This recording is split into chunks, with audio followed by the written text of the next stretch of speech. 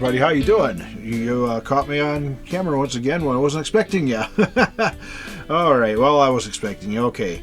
Anyway, welcome back to the next part in the next installment in the multi-part series of rebuilding the imitation Fender Strat guitar, the Chinese imitation, $50 Chinese imitation. As you can see, I'm working on soldering this quite a chunk of metal to be heating up here, so it's going to take a little bit to get that going, but I think we're good. Soldering the ground wire onto this this tremaclaw here where I think that it should be, and it is where it is now. I do believe I've got a good joint going there that's going to hold for a very long time. Now, I do not use lead-free solder. I don't believe in this stuff. I don't like it. So solder joints I make are very good, and they're made with the tin lead solder, which is far superior to the lead-free stuff. All right, there we go. That's good. That is not going to go anyplace. Now, if I can pick it up like that and hold this, and you know this solder joint is not going to fail. I pride myself on my soldering. It even looks good. So there we go. All right, and everything is all set. As you can see, I've got it all cleaned up now. It looks a lot better than it did without all that polishing rouge that they had in there. It was just a mess, a big mess. So first thing I'm going to do is flip it over. We're going to put that trem claw back in its correct location this time. We're going to move everything over about 1/4 of an inch, and it was over here, and I'm going to put it over here where it actually belongs. So stick around for that if you dare. Alright, here we are back in the shop once again, and it's been a little while since I've worked in here, a couple days probably. Long enough for me to get a hold of my Fender supplier, and we are going to do something about this. I was going to use this, I was going to put it back in there. I didn't figure that the new bridge would get here anytime real soon, and I'm starting to get a little anxious to get this guitar put back together. So yeah, so I thought I'd come in here, and just as I was getting ready to come in here, this shows up on my doorstep. That's right, a real Fender bridge, actually. And like I said, this is funny. I've got a $50, $60 guitar here, and I'm putting genuine Fender parts on it, but you know, yeah, go with what works. So what am I doing right now? We're going to do some electronic stuff here. Let me get my soldering iron fired up over here, move some tools out of the way. Soldering mat is on the table, and I've got the pick guard on it. I got the original white one with the ceramic magnet pickups in it. And the switch is what our focus is here right now. So the first thing I'm going to do is to take the screws out of this switch here. The potentiometers, volume, tone controls, those are all going to stay. They're perfectly fine. There's nothing wrong with them. They work perfectly fine. I do have new ones, but I have a different plan for those. All right. So this switch will just drop right out of there. And I'm just going to stick the new one in just so it's in there. So this switch really doesn't matter which direction you put it on here. It looks like a complicated deal, but it really isn't that complicated. Really, if you look over here in this, yeah, this is your common. This one will go to your hot lead running out of the guitar. This would be your neck pickup, your middle pickup, and bridge pickup. That's where they hook up on here. And then these two here will go to the tone controls. Simple as that. And yeah. Anyway, let's get around to getting this thing put together and get it wired in. And it doesn't matter which direction you go with it, but I think I'm going to go with this direction. Put the kind of the innards towards the inside of the guitar itself. And simply just going to feed the screws through the top with it like this. Oh, these screws are they are quite a bit bigger than the other ones. Yeah, they're gonna fight me a little bit here, so bear with it. All right, now these, yeah, we're home now. All right, we are snugged up, snug as a bug in a rug. What? Whatever that means. I don't know. Black switch or white switch? You want a black top on there or white top on the switch? What do you think? Which looks better? Black look good on there? I kind of like that. It stands out against the white. I'll put a white switch top on it and just have it kind of normal like. You know what? I'm going to stick with the black tip for now. We can switch it. We can switch it over anytime. Anytime. I quite like that. All right, now let's get to the actual work involved here. Work. You call what I do work, huh? But I'm in one of those goofy moods. I think I've been corona'd. All right. We are warming up the gun, the soldering iron, and it's already warmed up. The soldering iron, it does not take long to warm up. All right, so what I want to do here is get this good and clean, tin it up. Got to keep the soldering tips tinned up because they will deteriorate rapidly if you don't. All right, so we're going to go wire for wire on this. Disconnectify the red, which is the bridge pickup. That was on this terminal here. I think that's actually leaded solder on here. And what I want to do is I'm going to put a little bit of flux on here. Get it to the tip where I can actually use it. And I think I'm going to put a little bit on each one of these terminals because I am going to be soldering on each one of these.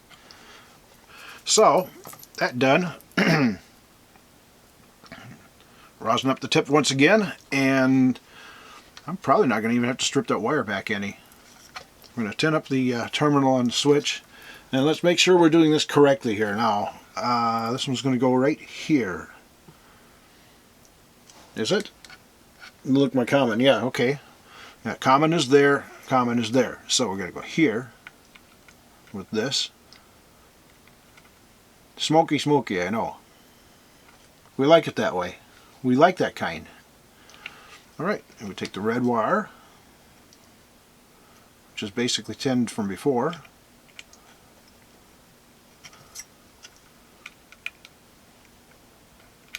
Heat things up a bit. There.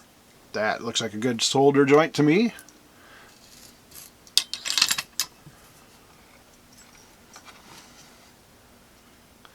Alright, we are making nice progress here.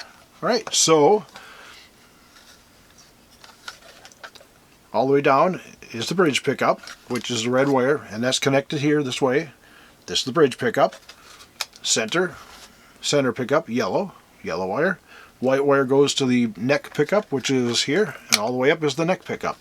We did it right! Hey! How about that? Don't worry about it. Okay. Alright, so this goes to that one, this goes to that one. So they do they do flip around. All right. Let's desolder the yellow. Let's desolder the black. Done. This switch is now out of service officially. Now, like I said, it's a, you know, here's a look at the back side of it. That's all there is to that switch. It's a printed circuit board with contacts running across it. Simple, effective, long-lasting, no. Simple but effective, yes. Functional for a while, yes. But for the long haul, nah. It ain't for me. All right, now, which way did I say I needed to go with these wires? Can you remember what I needed to do with these? Which one needed to go where? Because I don't.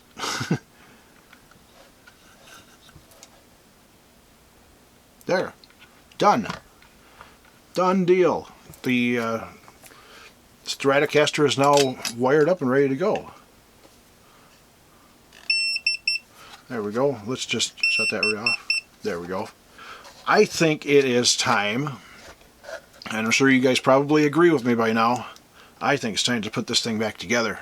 I want to play guitar. Well, I've got 16 other ones I could be playing, but I want to play this guitar. So let's, I'm going to turn the cameras off a moment, regroup everything, and let's get ready to put this, let's put this Strat Copy back together properly. We got to put the claw back in here. Now, I did re-drill the holes over a little bit. I didn't bother to fill in the other ones because there was such a distance between them. And as you saw in the last segment, I did solder this together like that on the bottom where it belongs. So I think it's time we start putting this thing back together. I'm getting really anxious here. So I'm just kind of leading the screws in there. I need to get my gigantuous screwdriver. Look, you can tell. And I need something to protect the finish here. It's a little piece of vinyl, but it's actually the case for a feeler gauge, but that we'll be getting into a little bit later on. All right, get the screwdriver lined up in the screw hole. Just want to get it started. Just start it in the correct location this time. See how that is? I suppose I could have probably used painter's tape on this too to protect the surface. Probably would have been a little better, but all right, now you can see where the claw is going to be, where it's supposed to be. There's the claw there. Most important thing I want to do is get a good amount of threads in there and just get them started and make sure that they're even. Make sure you got an even amount of pressure, or not pressure, an even amount of distance on each side of the claw. Start off with. That's good. Good. All right. So that's coming together. And this needs to be fed up through that little hole where it came out of in the first place. Goes into the pickup cavity. That's the way it needs to be. This looks so much better than it did before. Had it running up over the top and down between the springs. See, that's not going to cause any interference with anything now. It's going to be perfectly fine. Yep. And we're grounded. So very, very good. All right, we'll turn the body over. Now, to make sure that I got the right part here before I start putting everything together and then find out it's not the right part, I'm going to open up this fender bridge. Look at the difference between these two. My gosh, this has got some beef to it right here. This one's wimpy compared to, yes, manly. Oh. What? I don't know. Just being stupid here, but there is a difference, massive difference between these two. I did check to make sure that the block was going to clear, because this block is taller than the one that came with it, and we are not going to have any issues at all. Now, before I even try to fit this to the guitar, I'm going to check my distance on here. Center to center. I think it's going to be easier to measure it from here because they're countersunk on the bottom. That's 1/10,000th of an inch difference. That is going to be definitely something a guy can live with. So we're going to drop that right in here. I'm going to drop it. We're going to set it in there. And then look once again, look very closely in the overhead shot. The holes are lined up perfectly. Let me get my head out of the way so you guys can see. Lined up perfectly. Go to the outside two holes first. And it really isn't going to make a whole lot of difference because these screws don't get torqued down against the bridge, because the bridge has to be able to move. Because that's how you get your tremolo effect, is the bridge actually moves. And that's why you have all the springs in the back too. So let's put the rest of these screws in here and continue with the assembly, the reassembly of the Strat Copy.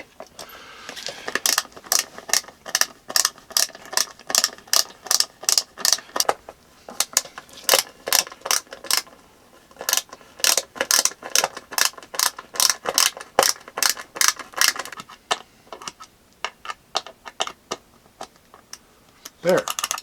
Now our bridge screws are set up. The bridge is in there and has plenty of movement. Now it's time to put the springs back on the trem claw in here. Tremolo claw, whatever you want to call it. And I'm going to do something else that some luthiers do, some don't. But I like to do this because these springs, especially these Chinese ones, will resonate with the guitar. That makes a strange kind of resonant sound with it. And here we have, oh boy, look at this. A cameo appearance by the Zebra Stripe Scissors. Woohoo! We like that kind. And don't take a whole lot of it. Just cut up enough to make it. But that's going to keep those springs from rattling and resonating in there. So do you think I'm going to be able to just take that by hand and hook it up? I think you're right, I can. And did. Okay, we're going to turn this up to there. And finally, right there. All right, the bridge is now in and ready to work.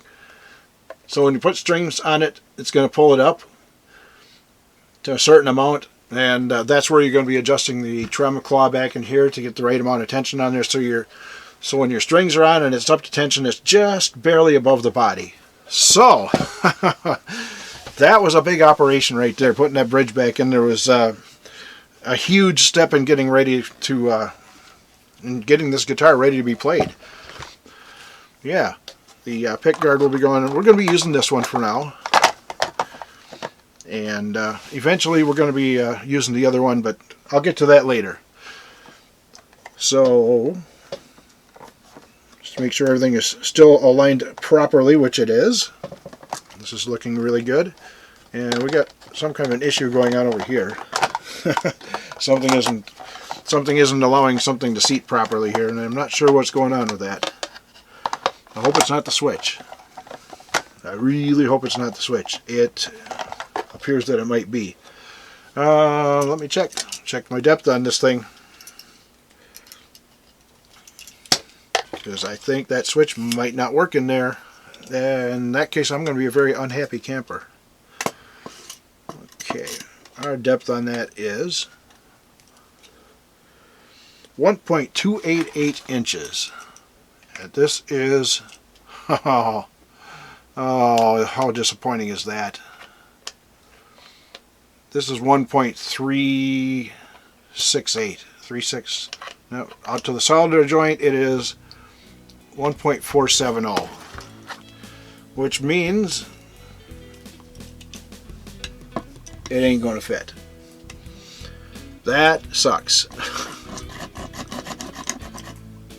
Well, we'll have to figure something out. So I am going to shut the cameras off right now so I can try to figure out what I need to do. If I'm going to take a router and route this out a little deeper, or switch back to the junk switch, or do something, I don't know. Modify the switch somehow, something. I don't know. Got to think about this for a while. I'll be back in a little while.